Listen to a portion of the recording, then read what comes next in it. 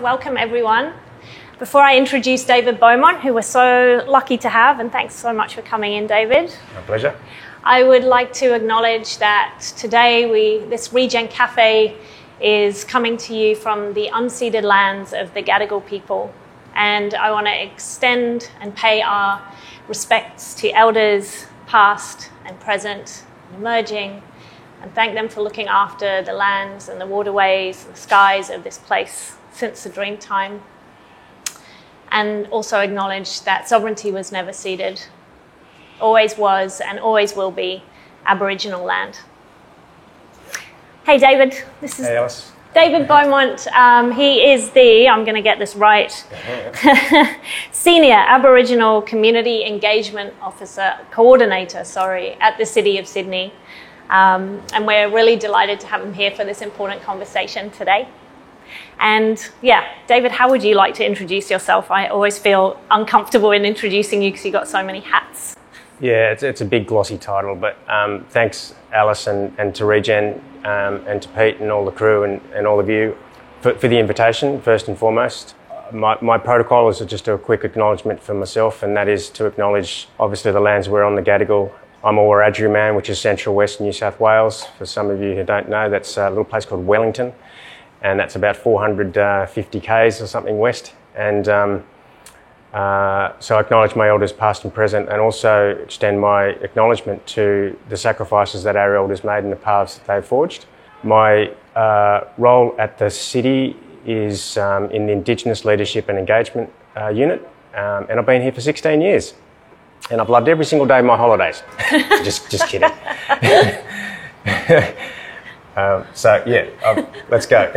All right. So in those 16 years, you've had some I'm sure life has changed quite a lot. Tell us a little bit about your work, what might a typical day, although we know there's no such thing, but what kind of things might you do? I say that I didn't choose the city, that the city chose me. And I mean that with all humility, and that's an ancestral divine intervention. I was actually born on the block in Redfern, and never got to meet my mother, and I never got to grow up in my community with my culture. But my ancestors have guided me on my journey in life, and I've ended up here. So one of the things that we're going to talk about is the space, I guess, that I operate from, and who I operate for. And one of those things is, operating with humility, and a measure of success for me is knowing that benefit flows to our community for our community, and those acknowledgements of sovereignty, cultural identity, cultural inclusion are there for the right intent. I think, the day-to-day activities range from, I think in my little email back, my response, it was things like, advising the events, the New Year's Eve events team, which is a subsidiary of the city's events team, on the Welcome to Country and that inclusion, which has now become, in a sense, its own event. And just for a numbers sake, that goes out to ordinarily a billion people, and that's on mainstream. I think about 2 or 3 years ago, the city went out through the social platforms, and that connected with another 500,000 people. And so when you see the impact of that, there's not a one size fits all. But again, I operate from a space which I mentioned, and that's more about not telling people what to do, but how to approach the opportunity. And I frame everything as opportunity. There's been far too much reference over the past 200 odd years about a narrative that has been imposed on all of Australia, and that narrative is very reductionist and deficit based. And obviously that narrative wasn't written by us. So what we've done, and I say we at the city, is we have, we've acknowledged that. That's the first and foremost. That's the most important thing. And then charted a new course around the use of language, including, of course, local language. We've co-written that, so that's empowering. We also move away from reference of us in the past tense, only really explicitly where that's needed, and then the final sort of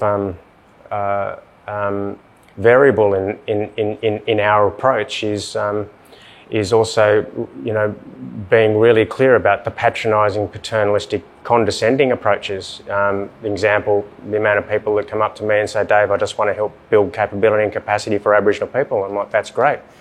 My role here, my cultural contract, is to help this organisation build its capability and capacity. So again, those are just sharing some insights on the way that we approach things. Another example, if I may, Alice, we recently, probably a couple of years ago now, we what I call evolved a policy, and that policy, you can look it up, it's what was referred to as busking, and when that policy came across our desk, I said, great, you call it busking, we call it cultural practice. And that cultural practice isn't limited or defined by a global city, it's actually defined by who we are on our ancestral lands. So that policy actually went up to council, and I think it's a rare moment, this is what I was told, that the City of Sydney Council voted unanimously to support the evolution of that policy. And what we identified in that policy was that there were two barriers that were preventing us from practicing, promoting, protecting, sharing our culture on our ancestral lands that the city managed, and that we managed together. And that policy took 2.5 years to evolve. You'll notice I'm not using the term change, because in this organisation, change freaks people out. So I talk about evolving current platforms and systems and strategies and policies, and it's pretty much the same thing, but guarantee you people freak out when you use that word. But that's an example of a policy shift. And so the two barriers that we identified were that the city, through no intent, but former administrations required Aboriginal and or Torres Strait Islander people to have a permit. And some of you may know, the story of, the missions of where my mother and my uncles and aunts were herded into one out in Wellington called Nanama Mission. There's many of them throughout this country.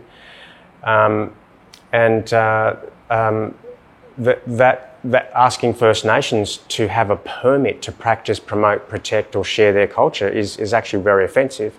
And the other one was also requiring them to have public liability insurance. See? So it's just actually acknowledging these things, and I guess one of the other sort of philosophies for me that to share with you is a vision that I have, and I had this for myself, is to become the greatest expression of myself. And I sort of had a profound moment where, wow, if that's something that's compelled me to want to continue to work and work at it, never assuming for 1 minute that you get there, then what if we actually started to, apply those concepts with my colleagues at the city? And there's that concept of if we want to coexist, then we have to co-create, and that's part of that narrative. So that's another example, if I could share that one with you. And then one more, or please. Yeah, okay. And I think I put it on the thing, and it was the toilet at Woolloomooloo, right? The loo at Woolloomooloo. The loo at Woolloomooloo. I know, it's got a nice ring to it, and I'm gonna call it the Cistern Chapel. All right? No, I'm kidding. But the example down there, and again, it's to just show you the breadth of, or share with you the breadth of things that we do, but again, where we operate from and why. Mm-hmm. And just that example down there, so for many of you may know, we're actually in William Street now, Woolloomooloo. I'm going there after this for a meeting.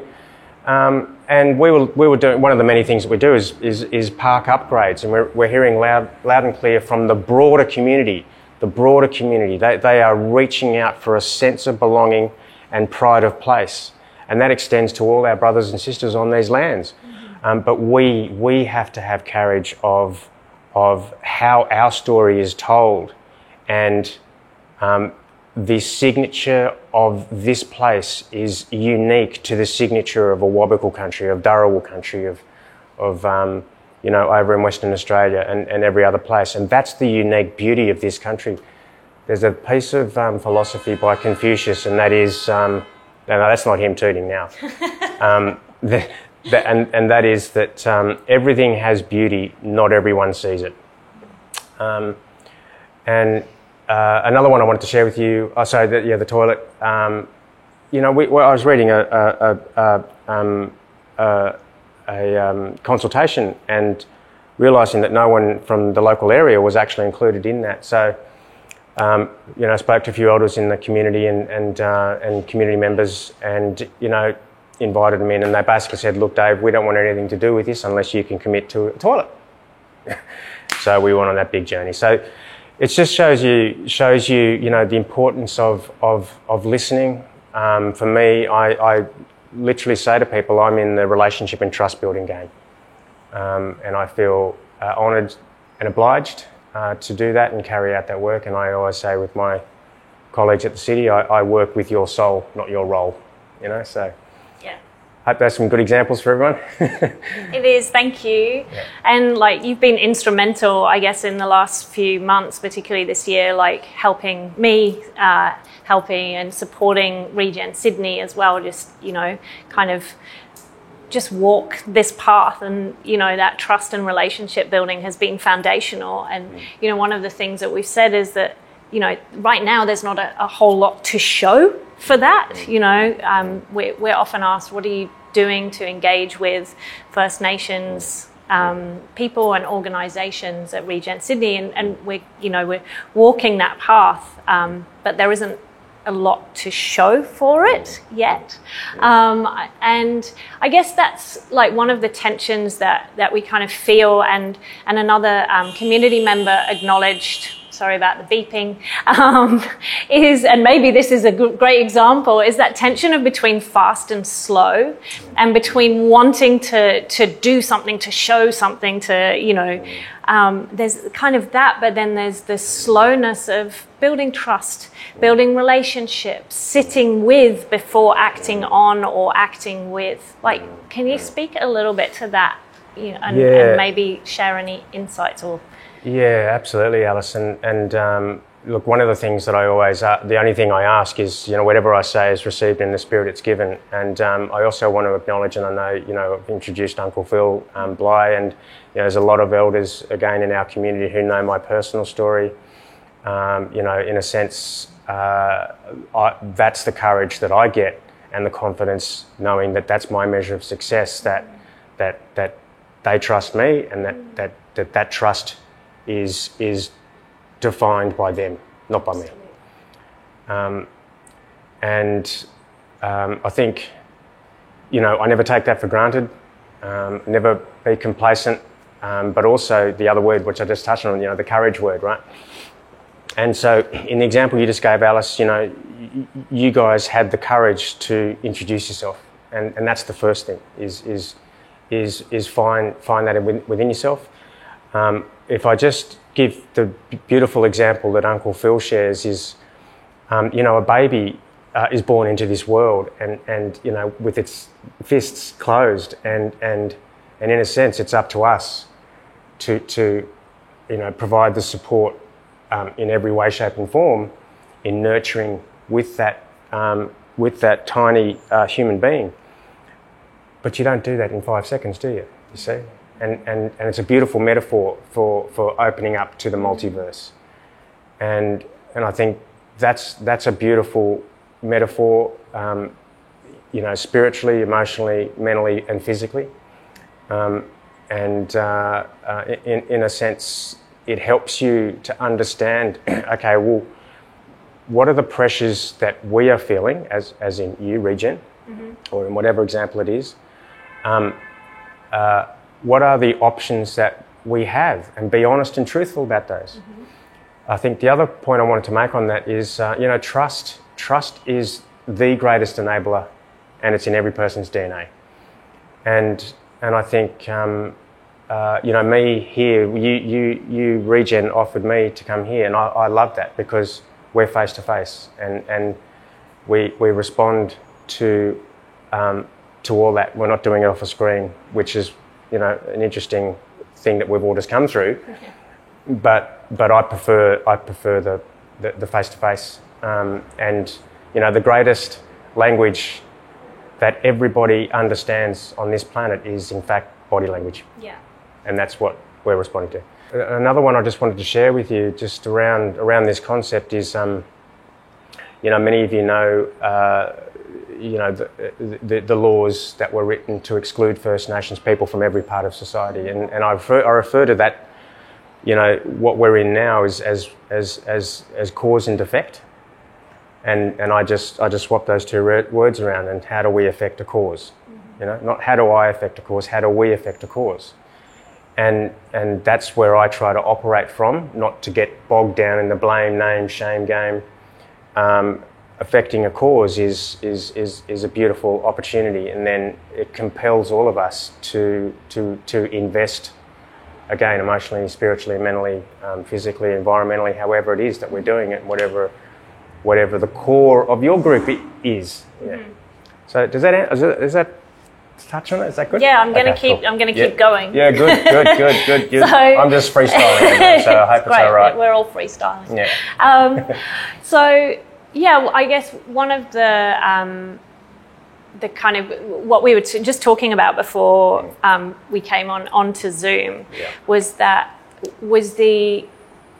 you'd mentioned about, you know, having quite explicit ways of dealing, of having partnerships. So before we talked about like engagement, or is it, you know, when we were first starting out with Regen Sydney earlier this year, and one of the questions I came to you, and I remember you coming back to me on it in a yarn that we had months ago, was, you know, I was like, how can we engage First Nations people? And you said, well, for a start, like, you know, you talk the language. I'm paraphrasing, but the language that you're using, you know, it's not about engagement; it's about partnership. Yeah. So, is there something that, you know, then that you can give some advice on that, and then about where partnerships could go, how they might start, and where they might run into some challenges? Yeah. So in these contexts where, you know, you represent Regen Sydney, you represent an organisation with a vision and a core, right?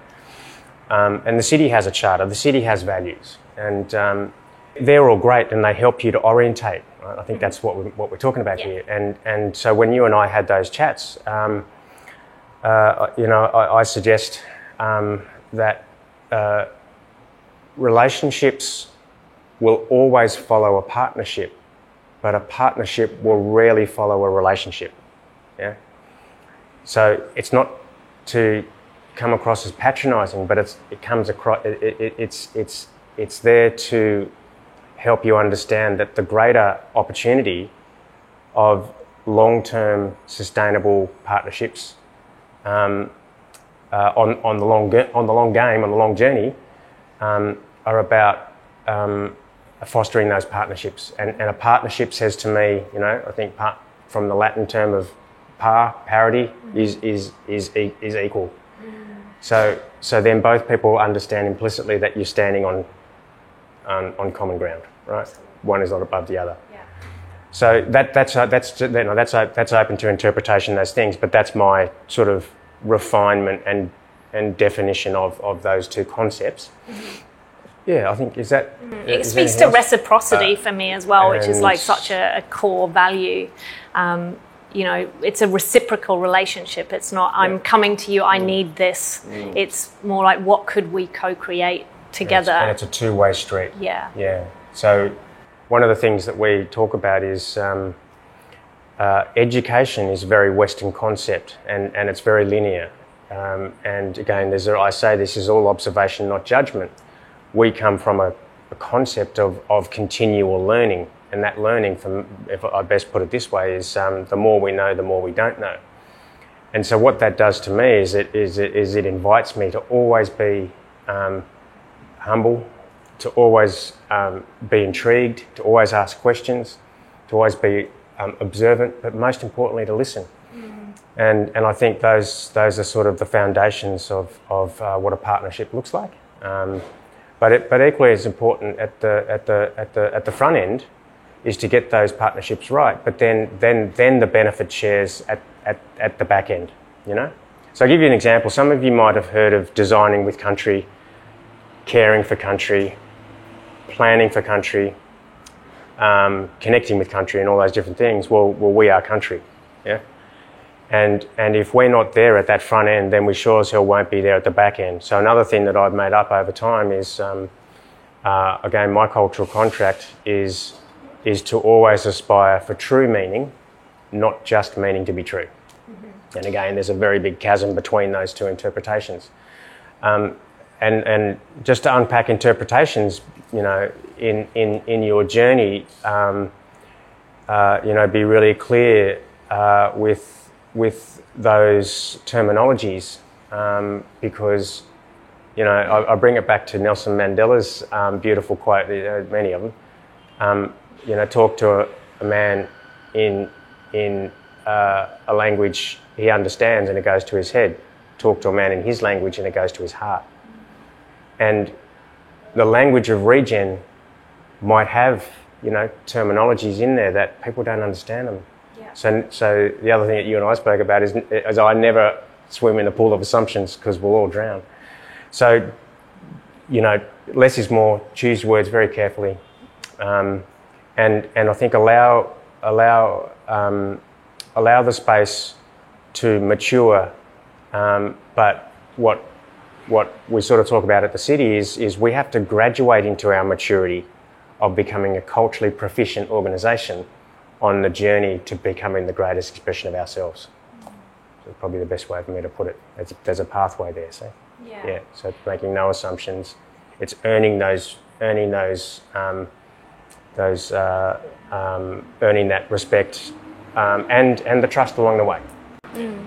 And listening as well was something that you mentioned. Listening and curiosity, which can be, you know, can be hard in the moment, but it's you know, it's such a profound gift as well, to be able to deeply listen and to create that space to do so. Yeah. One of the things when you're starting out, and whether it's Regen Sydney or whether it's anyone on this call, but you're kind of starting out at that engagement or that, you know, just building relationship, it can feel like quite a tentative step to make. And one of the things that you've shared with us in the past is this idea of humility and contrition. And can you say a little bit more about that and what that might mean as you take those first kind of steps? Yeah. So humility is, for me, again in the context of my role at the city and you know, cultural context, you know, we often forget about, you know, providing for the habitat of biodiversity and ecology in this global city. And I'm not saying that's been you know, an omission that has been calculated. Not at all. What I'm saying is that's a very embedded cultural responsibility. Mm-hmm. And now, as an example, we all see, you know, the floods and the symptoms of bad land management because of imposing antiquated European systems onto these ancient lands and indeed its people. So remember I said designing with country, we are country. Yeah. So when I think another way that I put it is you know, to get better at the understanding before we jump to the undertaking. Yeah. Right? We often want to jump to the undertaking, and I think this is some of the stuff. Yeah. You know, we want everything done yesterday, and without. You know, I've had people say to me, "Oh, Dave, don't Aboriginal people know everything?" And I'm like, "Well, you know, that's. I wish that was the case, but from my experience and what I process from elders and leaders in our community, and I, you know, for wherever I'm blessed to be, it's more about a process of informed consensus through dialogue, and you know, and that means that on the journey that you both set out to walk together in step, in time, that the communication stays, equal the whole way through. And anything that comes up on that particular journey, in your case with Regen, you're continuing to have it, but you also need to have a very clear understanding, and this is where the humility part comes in, that the community might say, actually, we respectfully want to disengage, or we'd like to engage more. Yeah. And that's the part of humility, having that core understanding and ability to know that could very well be a case. And then the contrition, as I sort of touched on earlier, is also understanding implicitly what you're prepared to give up, And, in a broad sense, at all three levels of government. Actually, I think there's a local elections coming up this weekend. Is there? Just quiet, yeah. At all levels of government. What are we willing to give up? And the example I gave, and I know it's just a policy, but at the end of the day, it's a profound policy of an imposed system where, it's given us currency and equity and capability in the conversation to go forward, and we slowly build that trust. And again, I take nothing for granted. I hope that's all right. Is it? Thank you. Yeah, thank you. I'm just aware too that we've got some questions coming up, and I know we had a question submitted from Luca before, so I might jump into some of those if that's okay. So Dave is saying that one problem that arises for us in an eco-village on the Central Coast is partnership with whom? Indigenous people on the lands nearby were killed or moved on, and other groups replaced them. Now there is dispute about who represents Indigenous people in the area. We're meeting with different groups, but some tell us not to talk to others as they are not true representatives of Indigenous people on the Central Coast. Any thoughts on what we should do? I feel like this is a bit of a conversation that we've had in the past as well. Yeah. Look, I mean, and I don't want to sound like a politician or anything else, but that's not my country. I know good people up there, and up that way. I don't speak for fellow countrymen on these things. The reality is too that throughout this country, there are always differences, right? So that's got a lot in there. I could chat with Dave, because I'm also conscious of that's some deep sensitivities there. So if Dave's okay with that, I can, if you're okay with that, I can take that one offline. Sorry, Dave, if that's all right. That's all right. If you want to leave us your email address or details, we can pass them on to David to have that conversation offline. Yeah. I mean, that's that. We're the same here on Gadigal country. Yeah. Right. It can feel a bit like a minefield sometimes to walk. Maybe that's a bad analogy, but it can feel like you're not quite sure. You start in one direction and then you find something out. So just going back to Dave's there, I mean, in a sense, what I interpret from that is that, Dave, you are representing as the eco-village, and, I'd be interested to know what that looks like. What are your objectives of engaging with community up there? More than happy to pick that up another time if you're okay with that, Dave and group. Because I just want to be conscious that's a sensitive one now, Yeah, absolutely. Yeah. And I don't speak for them. Yeah. And then Dominic is asking, David, have you seen any good examples of governments implementing policy that actually motivate people to give up things? There's a saying. I make up lots of sayings, and one of them is again in the context of me now being at the city 16 years is. People shut down when you tell them what you're going to do. Mm-hmm. They open up when you show them what you've done. Yeah. Did I say that right? So important, yeah. People shut down when you tell them what you're going to do, I think. People shut down when you tell them what you're going to do. They open up when you show them what you've done. Yeah. So again, that example of that policy evolution there, I think is one example there of local city of Sydney, yet global city. The responses that I got back from organisations that work specifically in this place of Indigenous cultural and intellectual property, just broadly, were profound, right? And I even saw media over in the Northern Hemisphere that was picking up on this. And, did we evolve that policy for that? Of course not. We evolved that policy because we listened to our community. It was one of those things that they said very clearly to us in a prosperity talks, Lord Mayor Roundtable, many years ago, and I'd never forgotten that. We expect the City of Sydney to operate and influence at every level that it can, and when that policy came across our desk, we responded accordingly. See, and again, noting that when I talk with elders, aunts, brothers and sisters, people that are particularly in that space, they're like, what? So we also that empowered the organisation, and it comes back to an inherent value. We value our culture, yeah, but we need to be the purveyors of that, and we can't do it with one hand tied behind our back, and that's what the city understood in its. So again, just paraphrasing Uncle Phil around. And I touched on it earlier, we at birth have a responsibility in the carriage of our culture. And I call it the 2 R's. And the other R is organisations like governments, corporates that are making commitments in RAPs. They need to understand the rights. So the Declaration of the Rights of Indigenous Peoples, human rights, the UN Sustainable Goals, those sorts of things.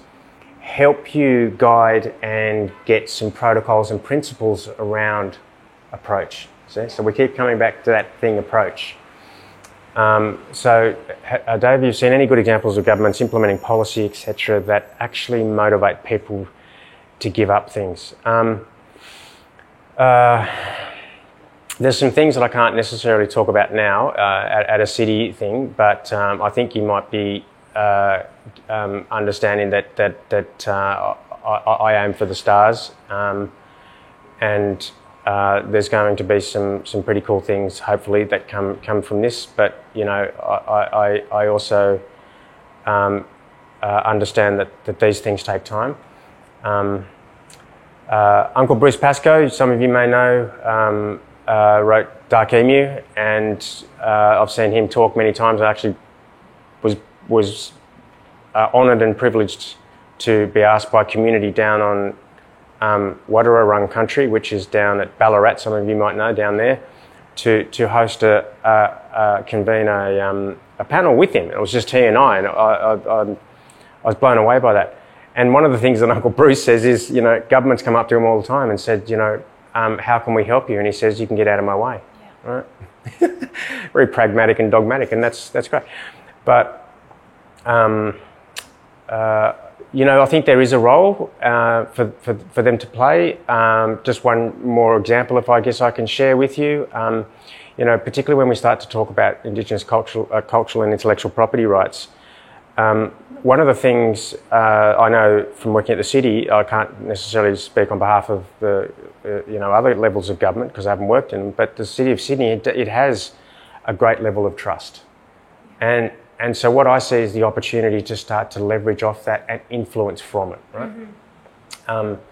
So the example is that we can't be the cultural police, nor should we be, right? But what we can do is help the discerning person who wants an authentic Aboriginal experience, who wants, maybe to buy authentic products that aren't necessarily made overseas, because that's certainly not authentic, is it?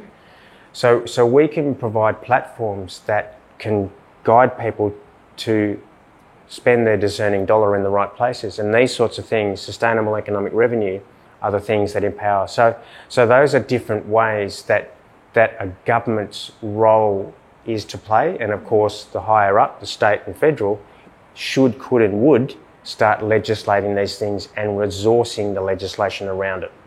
So I think those are some examples, if that's all right. Thank you. Yeah, my pleasure.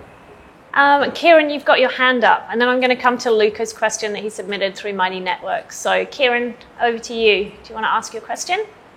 Okay. Yeah, I'm liking this conversation. I just want to flesh out a little bit more the kind of tension and the value around framing things as opportunities on the one hand, and on the other, what's been spoken about, how there are some things to be given up, but without necessarily kind of taking a deficit model approach.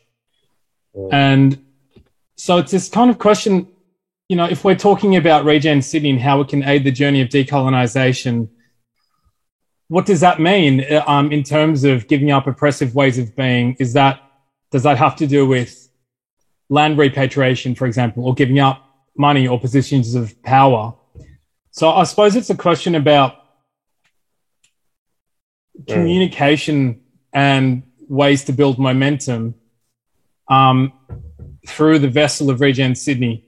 And is there value in talking about limits? For example, the donut economic model talks about ecological limits, and it brings certain people into the conversation. So is there value in talking about what needs to be given up, along with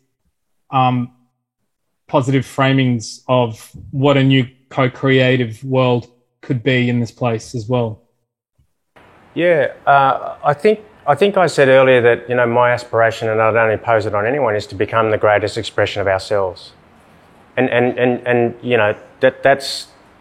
that's pretty damn broad, right?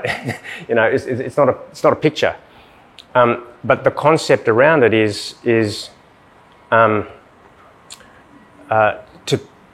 for us at the city is to cultivate a space that the local Indigenous community feel respected enough, valued enough, safe enough to want to come to contribute in that space, right? And then the other examples around that is, we touched on it earlier, a listening Alice, right? And I think then another one that, just picking up, Kieran, on some of your things there, another one that I do to actually what I call sort of manage my equilibrium, and again, Uncle Phil's beautiful wisdom around the fine line between order and chaos. The reality is we've got to prepare this, and many of governments prepare it, but we've got resilience strategies and everything now, right? We know that. You see what I'm saying? So that's preparing for those inevitable. What we've just been through a global pandemic. So these examples of chaos and order need to be again understood before they're undertaken. Now if the example of all the COVID stuff, and we see some responses from different levels of government around admonishing certain communities and demographics. Well, that's not very respectful of a relationship, nor a level of public office. But I don't want to get too sort of go down that rabbit warren. The point you made also, Kieran, on value, yeah, because I heard you say value. That's right.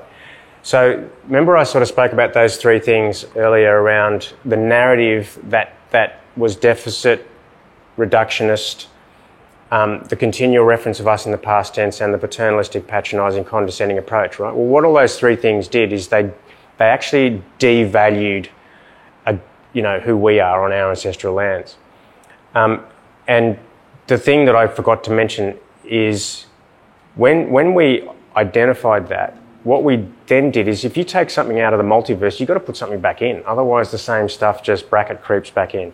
So what we did was we then started to put, all the beautiful words of, optimism, contributions, aspirations, achievement, prosperity, excellence, and all those words, they without coming across as patronising, that's neuro-linguistic programming, and people connect emotionally to those. And it comes back to that other saying: someone can't do everything, but everyone can do something. And you can't do very much if you're imposing a negative connotation to it. So that, I think, addresses your concept. And then what we talked about, Kieran, was living cultures, right? So we started to bring in those very powerful You know, and I often say very facetiously to people, isn't it interesting? One group of people said to another group of people, you can't talk the language you made up. You now have to talk the language that we couldn't make up. English being made up of Latin, French, German, Greek, Dutch, you name it, right? So I find that quite interesting, and that's one of those other things that's compelled us to really, you know, less is more. Focus on your language, focus on the way you use it, but also I think in the relationship, we spoke about this earlier, Alice and I, around be very clear on the interpretations of those terminologies. You know, Regen might have your narrative, and you dropped a few terminologies there, Kieran. You know, donut economics. You know, I mean, those sorts of things are really quite ambiguous. You did touch on it, but you see my point is just being really clear on those things. Coming back to the other point about assumptions, never swim in the pool of assumption. Did I answer all your questions there, Kieran? Was there another one? There was a lot there, yeah. But yeah, I think one of the things that I resonated with what you just said was about it's almost like creating the conditions where First Nations people feel comfortable to contribute, and it's, you know, without over engineering it, keeping it simple. Yeah, but also having the humility to understand that if they, you know, I'll give you an example. There's a university down in Wagga Wagga, and I saw the partnership between that university and Indigenous community and indeed elders, and I saw the dean of that university say that our line of communication is this: if a community member gets word back to this nominated elder, and the elder was, you know, by consensus, then that elder, all bets are off with their cultural knowledge being shared in that university, right? And that's never happened before, right? That stuff is profound. So those are many examples. You know what? There's many more too. So I hope that sort of touches on it, Kieran. You know, the other thing that I sort of talk about is, you know, there's no one size fits all. So just be cognizant of those things, yeah. I think that the language piece and the opportunity and the vision and the potential that, you know, that you're creating and speaking to that can create, like, that question with just such a simple and beautiful reframing that we used in, you know, that was passed through Uncle Phil. That how do we live in this land with joy? And it's just such a lovely, simple question that speaks to regeneration and the heart of it without, like, too much all the complicated other parts that come with it, but it's also to our responsibility of what is, you know, how do we become the best expressions of ourselves? Well, joy is a big part of that. So there's something in there for me around the language and the opportunity as well. Yeah. Dominic, I can see you've got your hand up, but I'm just going to go to Luca's question. And Luca, I'll read the question that you put in Mighty Networks, if that's okay. And then if you want to paraphrase it or rephrase it, because it came through pretty good. So Luca's question is, what does it take in Sydney to co-create compassionate communities able to re-engage, support, and speed up the process of reconciliation, enabling elders to trust in sharing their knowledge as traditional custodians of this land? So what does it take in Sydney to co-create compassionate communities able to re-engage, support, and speed up the process of reconciliation, enabling elders to trust in sharing their knowledge as traditional custodians of this land? Luca, great question. And again, thanks to the team, because I had a read of this earlier, but that doesn't necessarily mean that I'm going to be able to answer it right. But again, I just offer up that whatever I say is received in the spirit it's given, right? If I may, can I just... the other thing that I always talk about is, you know, we've got two eyes for two reasons, and one is instinct and the other is intuition. And throughout my life, they've served me pretty well. So what I take from this, Luca, is it's quite prescriptive, and I offer this up as observation, not judgment.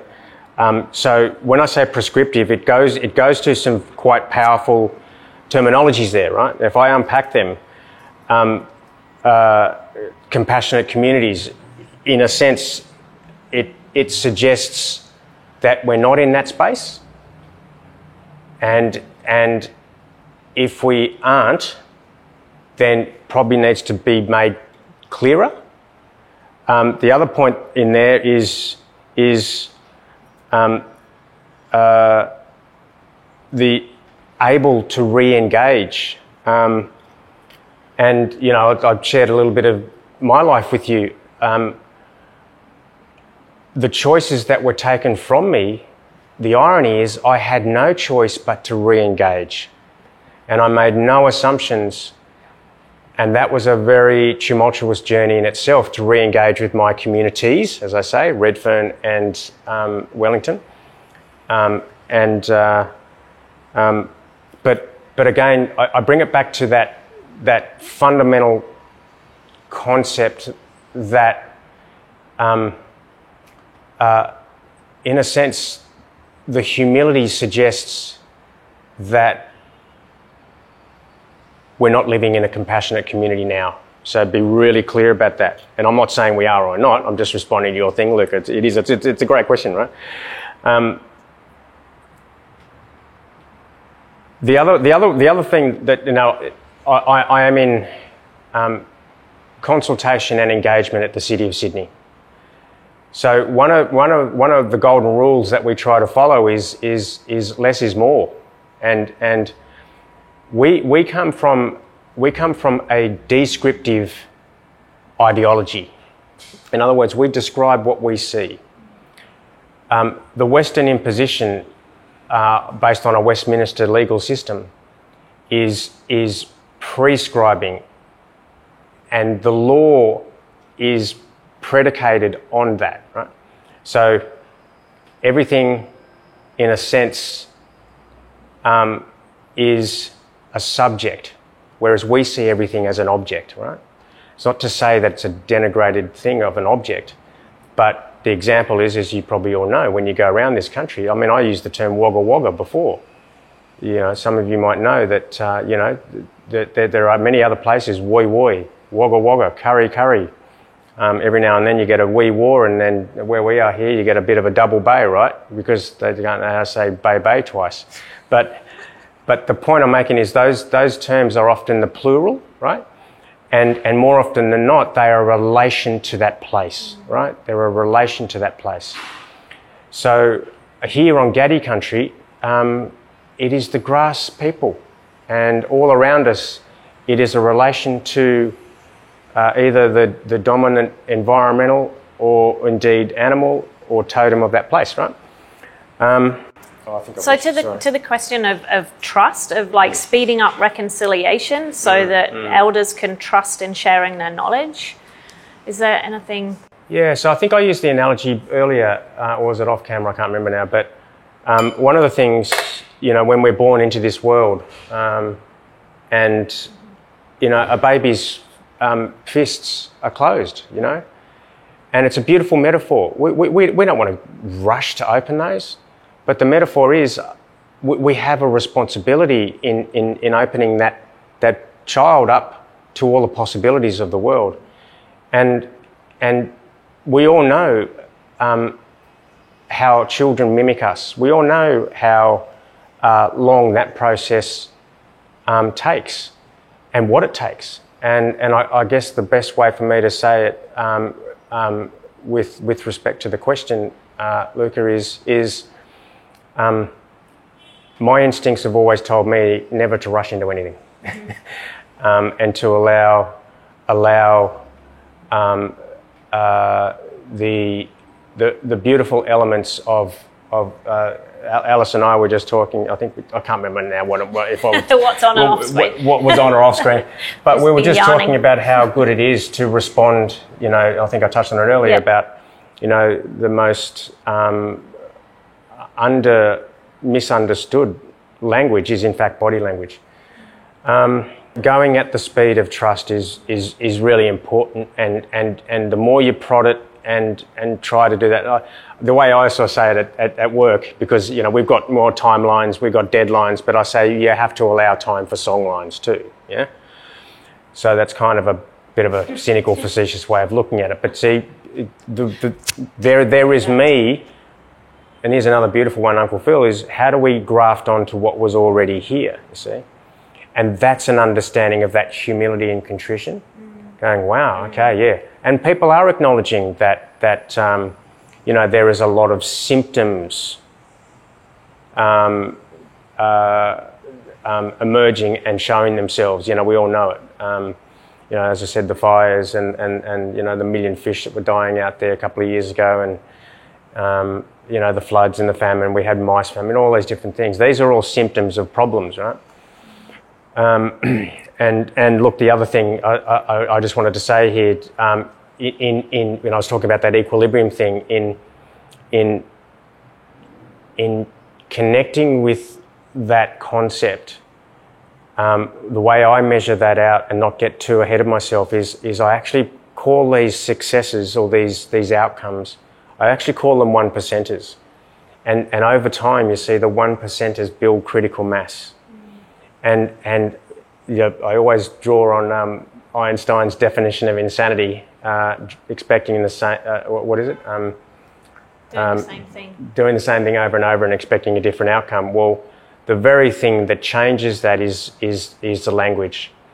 And we need to change the language. But I often hear the term, I'll hold up the phone backwards. I often hear the term resetting. Well, resetting, just going to go back to factory settings, right? And the things will all be the same. Nothing really changes. So you've actually got to recalibrate. And the recalibrating actually starts here. And what I've noticed is over time, people become more confident, they become more courageous, they become more brave.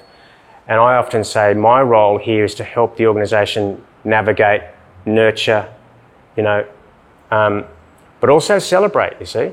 So there was no room for celebrating our culture because one group of people who, as I say, were feducated on a very one-dimensional understanding would jump into these undertakings, you see. So, yeah, I don't know. Luca, does that help? For me, the question about the community, I put it on to you because who else has more understanding of this concept? And, you've been in it for 16 years. So I think you must have mastered an opinion at this stage, which I'm not going to ask you. It's not fair. Yes, that doubt about do we have compassionate communities? It is a doubt that I have. And regards the trust, that second half came after I finished reading Fire Country, right? And in that book, there's a lot. They talk a lot about trust, and the people that surround us that are not First National people, they don't trust them. And no matter what, whether there's a scientific research, it don't matter. Years and years go by, and they still not trust them. And so, yes, I would have done the same. So, that question of trust came from finished reading that book. That there was some, yeah. Can I give you an example, Luca, from what we've done at the city? And thank you, because you've actually just reminded me of something. So I hope this example, I hope this example connects with you. You might have seen that the City of Sydney Council made a declaration, a climate emergency declaration, yeah? What that did was put us in the stratosphere of Carbon Neutral Cities Alliance. So I got invited in there through our colleagues, and I was sitting on those meetings. That was profound, because they're always, and we then, consistent with our, as I said, expectations, commitments as an organisation, we then started to procure in our commitments to offsetting our carbon emissions. We then started to procure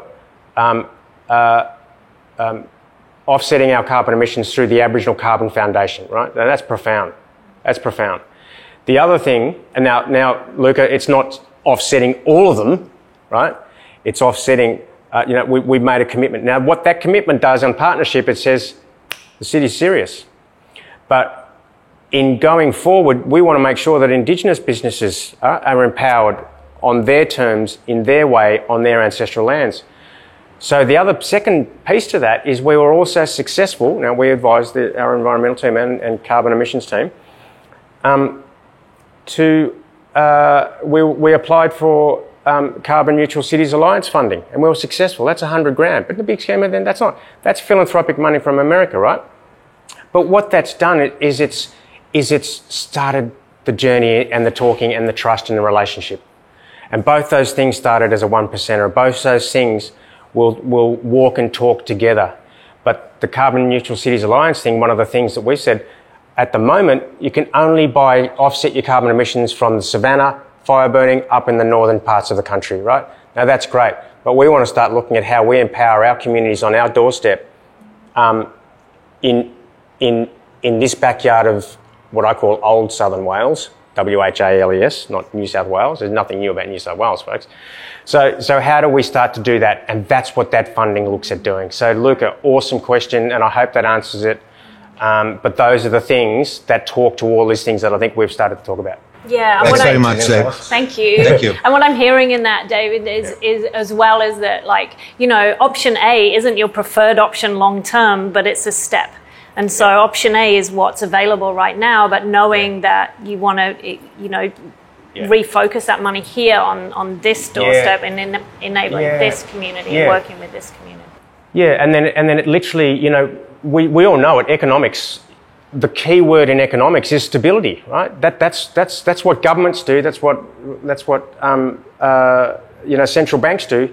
And so we come back to that order and chaos, right? So everybody's got a role to play. But in this marketplace, we wanted to start talking about how do we empower our community to also know, what's our role as a global city.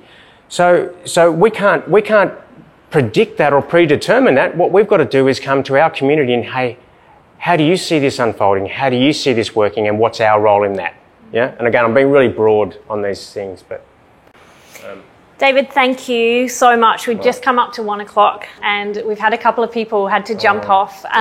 Dominic, if you're still there, I know you had a question. You had your hand up for a while and I'm sorry that we didn't get to it. If you're still there, please feel free to submit it through Mighty Networks. And David, I just want to say thank you so very much for your generosity in not only being here today and being part of this conversation, sharing your knowledge and insights and all your experience, but also just so much for your support over the last few months. It's actually meant the world, and just to be able to ask the silly questions, have a safe space to be able to get it wrong is so important, and it's just so valued. So thank you so much for that. My pleasure, Alison. And as I always say, I don't speak for my community, but I know that they do trust me to share these moments and these insights. And so what we've shared is that wealth of information and knowledge. And I know we've only also just touched on it. So I'm always happy to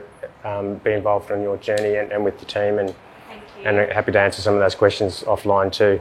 Thanks. Dave, with your other stuff too, for sure. We can have a chat. And thanks, Dave. I saw you've submitted that through Mighty Network, so we'll have a chat about that. And hopefully there will be more opportunities. This is our last Regen Cafe for 2021, but there's going to be more opportunities and to ask questions next year. Hopefully there might be a camp or some kind of sleep out coming up and a campfire to actually sit around for a night or two and ask some questions, and that makes all the difference in the whole world. I just want to say thank you everyone for joining us today. It's been wonderful to have your questions and to have this space created for us. And thanks so much to Digital Storytellers for hosting us. We're in this beautiful space and it's incredibly generous of them to have us here. So thanks, Pete, for your work behind the scenes. Yeah, absolutely. Thanks, Pete.